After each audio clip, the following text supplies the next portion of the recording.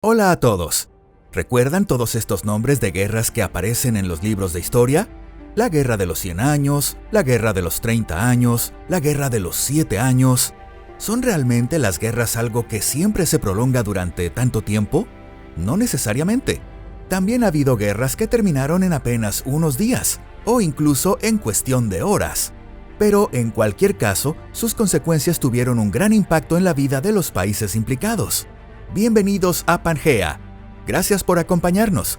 Ahora veamos el top 5 de las guerras más cortas de la historia.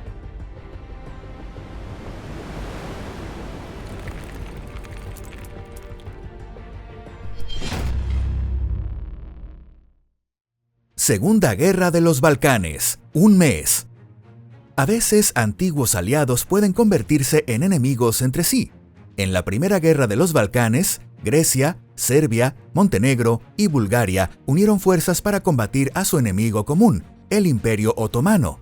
Estos países, que habían formado la Liga Balcánica, lograron apoderarse de territorios que antes estaban bajo dominio turco y establecieron una relación de beneficio mutuo. Sin embargo, las tierras obtenidas tras la guerra debían ser repartidas por los propios países implicados. Al final, no fue posible dividir los territorios de una manera que dejara satisfechos a todos. Surgieron conflictos entre los antiguos aliados por la posesión de Macedonia, Tracia y el norte de Albania. Finalmente, el gobierno búlgaro, que aspiraba a construir una gran Bulgaria y confiaba en el respaldo de Austria, Hungría y Alemania, terminó dando la orden de atacar. El 29 de junio de 1913, el ejército búlgaro se adentró en la región de Macedonia e inició el ataque contra las posiciones serbias. La incursión se llevó a cabo aprovechando la oscuridad de la noche, sin una declaración formal de guerra. Al lanzar Bulgaria su ataque, el antiguo enemigo de la Liga, el Imperio Otomano, aprovechó la oportunidad para intervenir por cuenta propia. Y a finales de julio, apenas un mes después, el gobierno búlgaro solicitó un armisticio y posteriormente se vio forzado a firmar un tratado de paz. Como resultado, Bulgaria terminó perdiendo parte de los territorios que había obtenido en la Primera Guerra de los Balcanes. Y así, esta guerra, que duró apenas un mes, acabaría conduciendo a un conflicto mucho mayor, la Primera Guerra Mundial. Tercera Guerra Indo-Pakistaní, 13 días. En el pasado, la República Islámica de Pakistán estaba compuesta por dos regiones, una oriental y otra occidental. Sin embargo, en estas regiones siempre existieron grandes desigualdades. Aunque la región oriental contribuía de manera significativa a los ingresos del país, el presupuesto que el gobierno destinaba a su desarrollo era considerablemente menor. Además, cuando en 1970 un ciclón de enorme magnitud golpeó Pakistán, el gobierno tampoco mostró una actitud activa en la reconstrucción de la región oriental. En otras palabras, los habitantes de Pakistán Oriental sentían que eran ciudadanos de segunda clase. Por eso, no resultó en absoluto extraño que en esa región surgiera un movimiento independentista. La represión del ejército pakistaní contra las actividades antigubernamentales fue extremadamente violenta, lo que provocó una masiva afluencia de refugiados hacia la India.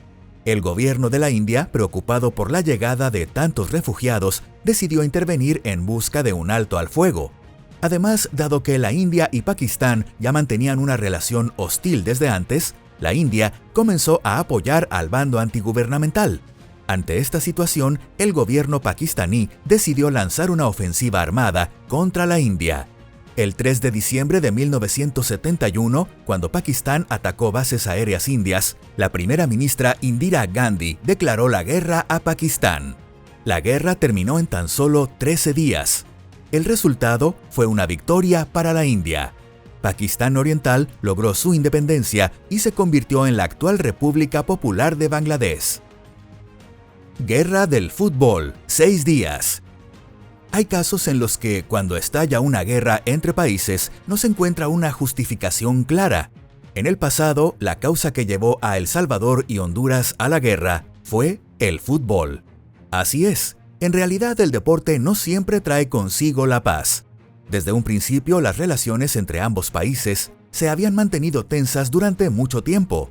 Entre ellos persistían constantes disputas fronterizas y Honduras estaba descontenta tanto con la posición ventajosa de El Salvador en el comercio como con la llegada de inmigrantes desde el país vecino a su propio territorio. Como una ironía del destino, en las eliminatorias de 1969 para la Copa Mundial de Fútbol del año siguiente, ambas selecciones terminaron enfrentándose. El primer partido se jugó en Tegucigalpa, pero para entonces ya habían comenzado los enfrentamientos menores. Cuando se disputó el segundo partido en San Salvador, la situación había empeorado aún más. Tras marcar 3 goles contra Honduras, los aficionados de la selección salvadoreña, embriagados por la victoria, comenzaron a agredir en masa al lado hondureño. La violencia se extendió tanto a los aficionados como a transeúntes que pasaban por casualidad e incluso a los propios jugadores. Mientras tanto, dentro de Honduras también comenzaron ataques en todo el país contra los inmigrantes salvadoreños. Finalmente, ambos gobiernos, acusándose mutuamente de no hacer lo suficiente para calmar la situación, terminaron rompiendo relaciones diplomáticas.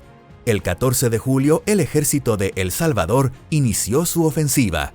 Poco después tomó el control de varias ciudades hondureñas y anunció que solo accedería a la liberación de estas ciudades si se garantizaba la seguridad de los salvadoreños residentes en Honduras. En respuesta, la Organización de los Estados Americanos advirtió a El Salvador que no dudaría en imponer sanciones, incluso un bloqueo económico.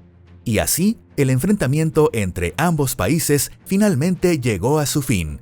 Aunque fue una guerra de apenas 6 días, la vida de los ciudadanos de ambos países sufrió graves consecuencias.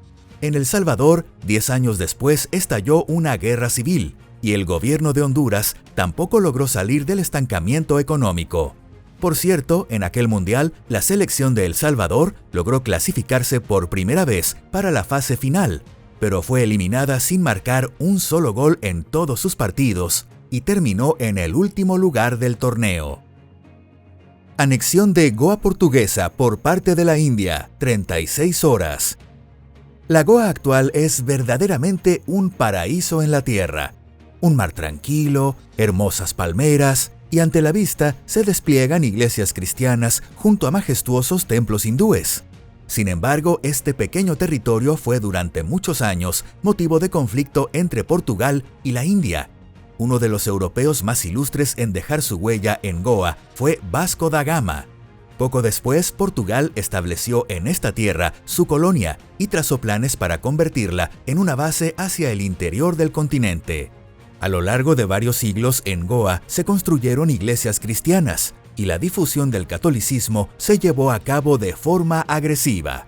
Incluso hoy en día, Goa cuenta con una gran población católica, con una proporción notablemente superior a la de otros estados de la India.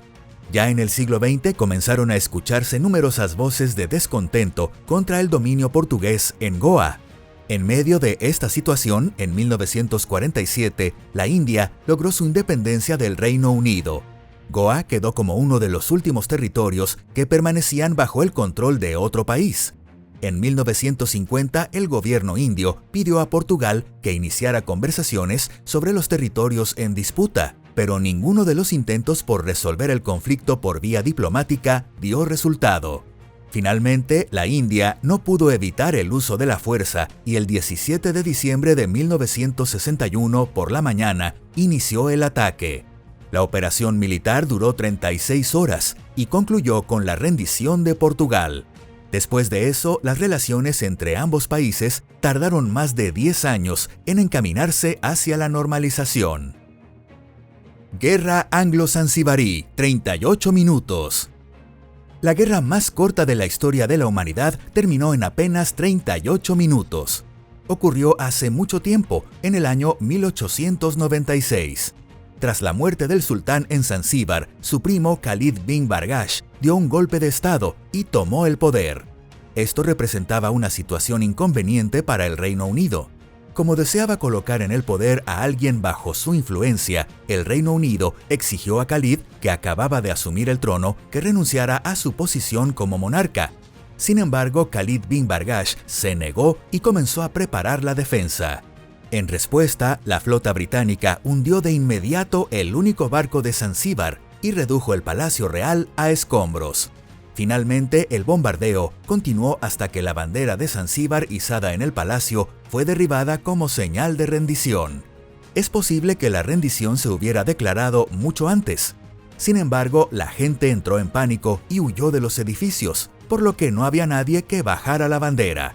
Esta guerra terminó en un tiempo tan breve que no solo en el Reino Unido, sino también entre muchos historiadores del mundo suele ser retratada con cierto tono irónico.